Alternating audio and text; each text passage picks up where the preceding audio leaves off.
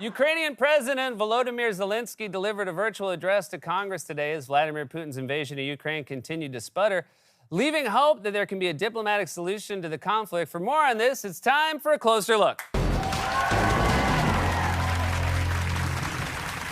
Zelensky delivered a deeply moving and impassioned address to Congress today and received a bipartisan show of support, including a standing ovation the moment he appeared on screen before he even said a word.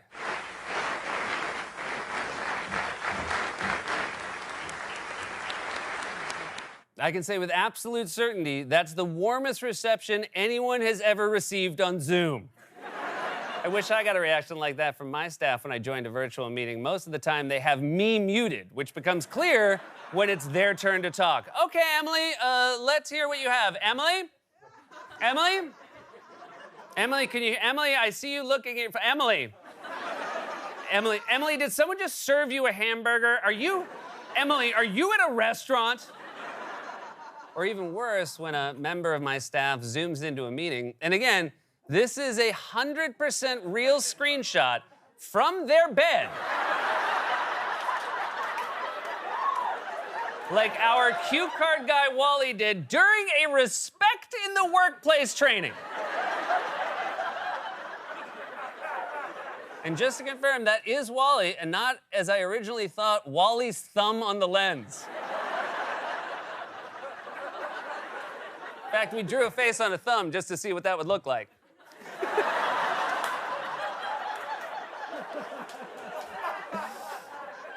That paid off. Zelensky asked the U.S. to continue ramping up the pressure on Russia to stop its barbaric and illegal war, including by imposing even more punishing sanctions on Russian oligarchs and officials. New packages of sanctions are needed constantly, every week, until the Russian military machine stops.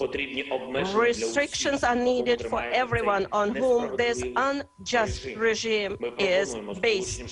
We propose that the United States sanctions all politicians in the Russian Federation who remain in their offices and do not cut ties with those who are responsible for the aggression against Ukraine.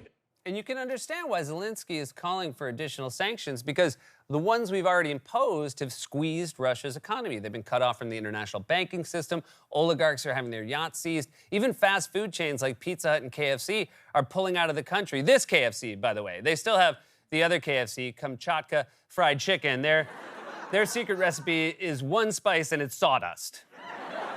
Their slogan is, whatever you do, don't lick your fingers. And as we mentioned, Russian oligarchs are feeling the pain too. In fact, today the New York Times reported that a Russian-owned super yacht is stranded in northern Norway because local oil suppliers refuse to refuel the ship. The yacht is owned by a Russian oligarch and former KGB agent who made his fortune in nickel mining and is a longtime associate of Putin. First of all, I've never heard of a more perfect description of a Russian oligarch, a former KGB agent who made his money off nickel mining. The only way it could be more perfect is if he got his start holding Ivan Drago's spit bucket. Norway should seize the yacht and do something fun with it. Maybe they could add a buffet and a casino and make it part of Norwegian cruise lines. There's no better way to punish a sleazy rich guy than turning their yacht into a cruise ship for the masses. Vladimir, you have to stop this war. American tourists are walking all over my yacht in flip-flops. A yacht is no place for flipping and flopping. So the consequences for Russia have been intense, and there's likely more coming. On top of that, it seems like Putin did not expect that his barbaric invasion of Ukraine would go this badly or take this long.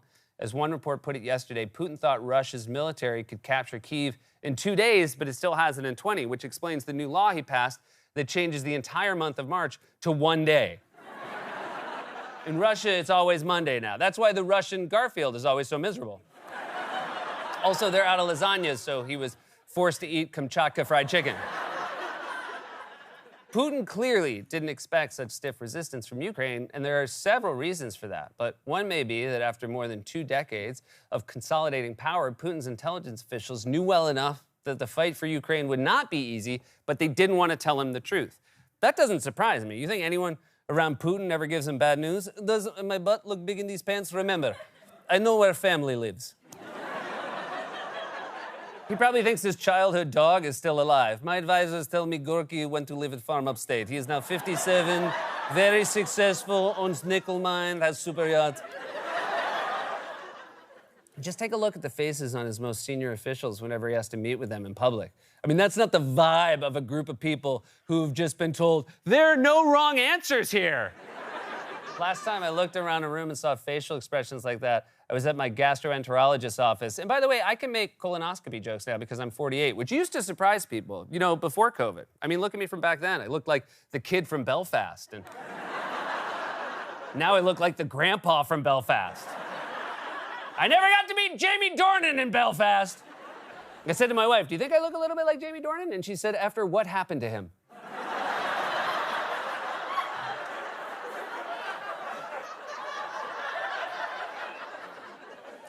Anyway, Putin obviously does not tolerate dissent, and now he's overseeing a vicious crackdown on free speech in Russia, which is why it was so shocking and courageous when an employee of Russian state TV interrupted a broadcast this week to protest the war live on air. The Russian journalist who held up a sign in the middle of a show that read in part, "Stop the war, do not believe propaganda. They tell you lies here, and Russians against war."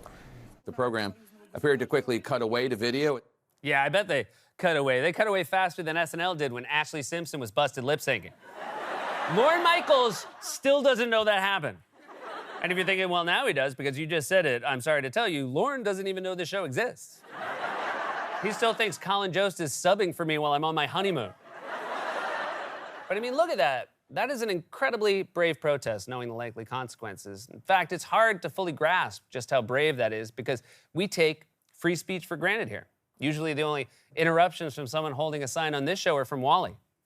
Did I hear my name? What in the world does use promo code Wally mean? Seth, I have a new sponsorship with a mattress company, thanks to that Zoom photo of me in bed blowing up. What mattress company? I'm glad you asked. It's called My Mattress Guy. Well, good. Yeah, encourage him. That'll be helpful. Do, by all means, encourage him. The point is, unlike Wally, that was an incredibly courageous act of protest. In fact, to give you an idea of how bad it's gotten, a Russian newspaper tweeted a photo of the protest, but thanks to Russia's extreme new censorship laws, this is what it looked like. I mean, look at that. Who wants you to think someone interrupted a state TV broadcast to hold up a giant blank piece of paper? The only time I've ever seen an actual blank piece of paper on national TV like that was when Trump pretended he was signing a bill or writing one of his speeches. Remember that? When he posed for a photo and pretended he was writing his own inaugural address with a Sharpie. A Sharpie. Are you writing a speech or labeling your lunch for the office fridge? Looks like a author photo on a dust cover for a book called Business Acting 101.